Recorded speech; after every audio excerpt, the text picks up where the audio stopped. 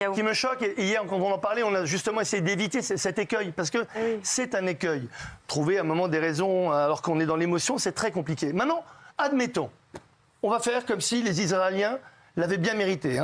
L'avait bien mérité. Mais c'est exactement ce que tu dis. Quelle honte. Mais c'est ce que tu viens de... Quelle honte. Oh, Gilles. Est-ce qu'il y a des gens qui ont un peu de lucidité autour de ce plateau? Ce que tu dis depuis tout à l'heure, c'est que tu... 75 ans. Non, mais... Et il faut, à un moment, Karim, assume ce que tu dis. Honteux. Assume ce que tu as dit. Tu me laisses aller au bout. C'est toi qui es honteux, je vais t'expliquer pourquoi. Moi, je vous dis que c'est honteux ce qu'il est en train de faire.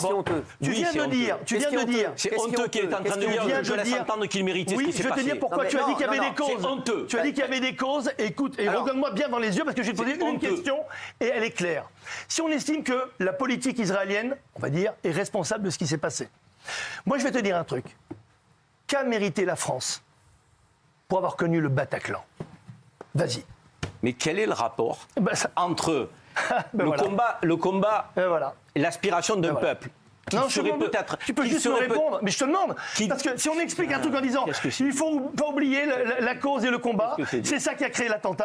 Explique-moi, quelle est la cause qui a provoqué le Bataclan? J'aimerais juste t'entendre là-dessus parce que là, regarde-moi dans les yeux s'il te plaît, je te regarde. Et je te dis avec une gentillesse terrible. Arrête avec ton cinéma, regarde-moi dans les yeux là. Mais non, pas du tout. Tu me prends pour qui là? Tu es en train de penser que je suis le regard là? Mais oui, tu suis le regard. Mais réponds-moi. Je suis rien du tout. Mais réponds-moi. Je te demande simplement de la fermer quand je parle. Pourquoi qu'on puisse se parler?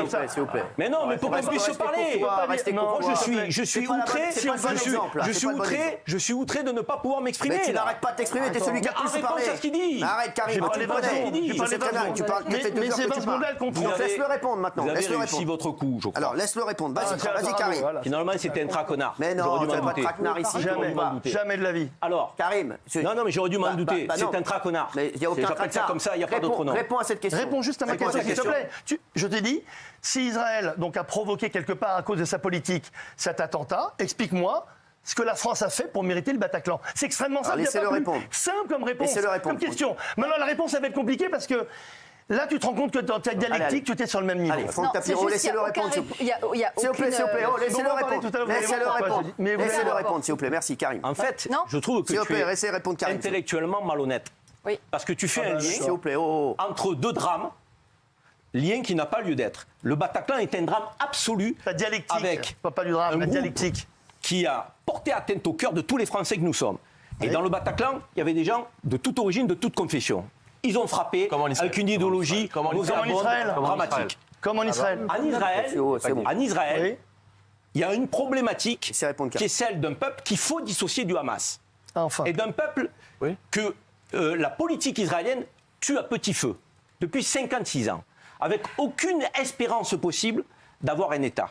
Et toute une génération qui grandit dans cet état d'esprit. Et donc, une démocratie politique qui s'appelle Israël, avec un gouvernement que je dissocie des Israéliens et encore plus des Juifs, parce que moi je ne fais jamais la confusion, et j'espère qu'avant la fin, on va quand même dire un mot sur le scandale, et c'était le troisième que je voulais traiter, mais avec beaucoup de difficultés, c'est de ne pas importer le conflit sur notre sol, parce que je pense effectivement que ce serait dramatique et gravissime, et je dirai pourquoi si on me laisse 2 minutes. On n'a pas 50 ans non plus. Mais je ne comprends pas que tu fasses le lien entre le Bataclan.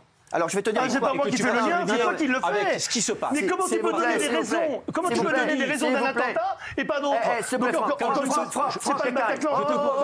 Tu m'as posé des questions. Est-ce que je peux t'en poser? Non, bien sûr. Je vais juste te dire un truc. Tu veux, tu le sais. Ce qu'il veut te dire, en fait, c'est que c'est 2 actes de terrorisme, 2 drames. D'accord. Et avec lequel on doit faire un lien. Non, mais c'est ça. Je te pose la question.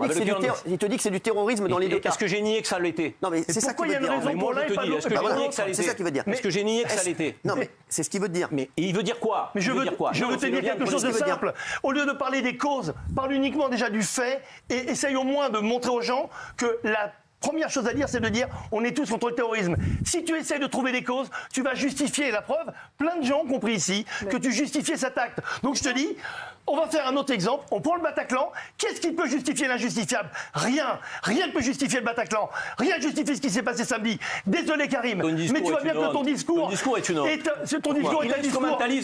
un discours complètement... Et il déforme les propos qui sont les miens. Ça ne déforme pas, il n'y a pas de propos. Quand les gens vont écouter ce que tu as dit à Radio Alger, c'est honteux. Tu n'as rien dit. aujourd'hui. Cette malhonnêteté. Attention, ce c'est soir, enregistré, qui se c'est en direct. caractérise. C'est en direct. Pas de problème. Les gens sur Radio Alger, tu dis rien. Regarde-moi Ni on Hamas, est en direct. ni Hamas, ni victime, ni terroriste, tu parles de rien. Radio Alger, je vous encourage à l'écouter. S'il y a un propos qui est à côté, allez, vous avez une question à lui poser, allez-y. Jamais. Dernière question. Est-ce qu'il y a une responsabilité politique de l'État d'Israël à la situation aujourd'hui du peuple palestinien qui n'a pas d'État? Je te rappelle. Non, je te pose une question. Je te dis. Je vais te répondre. Tergiverse pas. Moi, tu m'as déjà vu tergiverser? Oui. Tu fais que ça. Tu m'as déjà vu tergiverser? Allez-y, répondez. Qui gère la bande de Gaza depuis 2005? Question. Le Gaza. Le Hamas, pardon. À Gaza, qui est parti d'ailleurs de façon unilatérale du jour au lendemain à Ariel Sharon en disant maintenant, vous gérez ça. Donc on est d'accord. Responsabilité. Je te pose une question. On prend les faits. On prend les faits. Mais la différence entre toi et moi, c'est que moi je suis rien. Politique. Je suis. Écoute-moi bien. Il y a une responsabilité politique. Il y a automatiquement une responsabilité politique. On l'a dit hier. Je le dis tout le temps. Pourquoi? Est-ce que le Hamas est une création de Netanyahou? Mais tu te rends compte ce que tu dis? Non mais je te parle. Tu as pas honte? Des Israéliens qui le disent, des diplomates. Mais tu n'as pas honte. Je ne relais que les paroles de ceux qui de l'intérieur ont expliqué sa stratégie. Est-ce que c'est une stratégie à laquelle tu crois ou pas? Écoute, non seulement j'ai honte pour toi, mais je vais te dire, c'est une stratégie à laquelle tu crois? Ça correspond à un chef du Hamas hier qui expliquait qu'il n'y avait pas de victimes civiles et que donc évidemment que quand il découpait en morceaux, qu'il tuait des habitants, il les considérait comme des combattants sionistes. De Netanyahou n'a rien à voir dans la situation. Mais écoute-moi, mais tu n'écoutes pas. Rien. Tu fais que si on faisait un décompte comme aux échecs, tu serais à 100% du temps. Laisse-moi un petit peu. Il reste une minute. Netanyahou, etc. T'en fais pas, il n'y a pas besoin de moi ni de personne pour le critiquer. En Israël, tous les jours. Et toi, tu n'y es pas. Toi, tu n'y es pas alors que moi, j'y suis. Tous les jours. Laisse-moi finir. Je fais la distinction entre des Israéliens ce soir, et le gouvernement. Cyril, on ne peut pas parler. Tous les jours, on le critique du matin au soir. On n'a pas besoin de personne pour critiquer la politique israélienne. Elle est critiquée en Israël plus que n'importe où ailleurs. Parce qu'eux, au moins, ils connaissent le pays.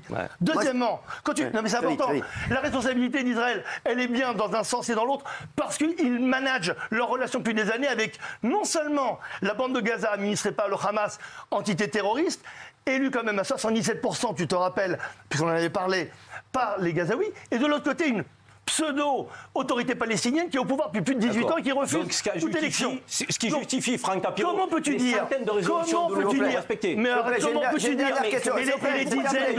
les dizaines de traités de paix refusés par les Palestiniens, ils sont où? J'ai une dernière question pour vous. Non mais il dit que le Hamas ne peut pas laisser passer. Pourquoi tu balayes tout de revers de main? Dire que le Hamas tout de revers de main. Écoute-moi. Mais réponds. Les centaines de résolutions de l'ONU non respectées. Est-ce que je peux parler? Est-ce que je peux parler? Tu as dit que le Hamas avait été...